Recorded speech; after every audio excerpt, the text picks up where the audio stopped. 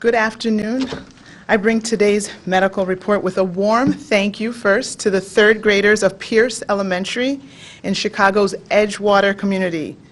Their thoughtful and colorful digital thank you cards for our public health and healthcare workers are greatly appreciated and have lifted our spirits. Thank you to those third graders for making a difference and reaching out to support others. Today, I report that 1,222 new people were diagnosed with the virus, and unfortunately, 74 additional lives have been lost to COVID-19. That brings our total for Illinois to 23,247 cases, including 868 lives lost.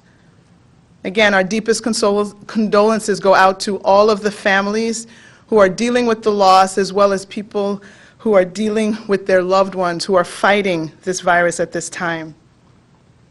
The Illinois Department of Public Health has continued to outreach to individuals who were diagnosed with COVID-19 through an electronic survey to identify people who have recovered.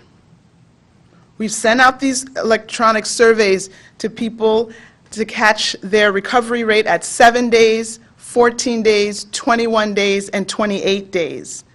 As you can imagine, people are getting better with time. For people who don't respond to the survey, we have a staff of 23 individuals who are calling to follow up. We're making about 300 calls a day to people who didn't respond, of which approximately half of those result in a successful interview.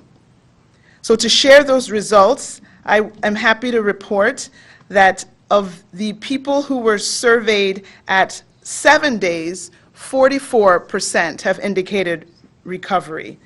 At 14 days, the number increases to 50%.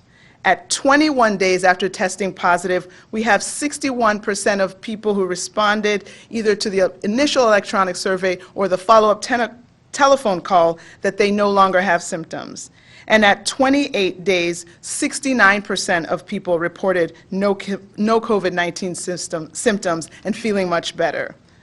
So again, people are getting better. People recover from this disease.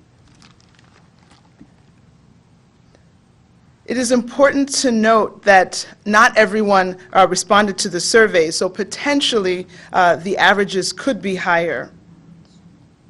During these uncertain times when people may feel helpless, I want to remind you all of the things that you can do, like our third graders did. They may be small, but they truly have big impact. Of course, you need to continue to stay home. We keep talking about flattening the curve. The reason that the doubling time is prolonging is because of these measures that have been dictated and that have been and followed. So we have to stay the course. I'm almost grateful for seeing snowflakes outside my windows to ease the temptation of people to want to be outside. I know many of you are tired of hearing this, but it will make a difference. It has been making a difference, and it will continue to make a difference. If you have to leave your home, please wear a mask. Please keep fully distanced physically from other people, whether you're walking on the street, whether you're in the grocery store or the pharmacy. Keep washing your hands. Keep cleaning frequently touched surfaces. We will stay the course, and together we will turn the tide. Thank you. And now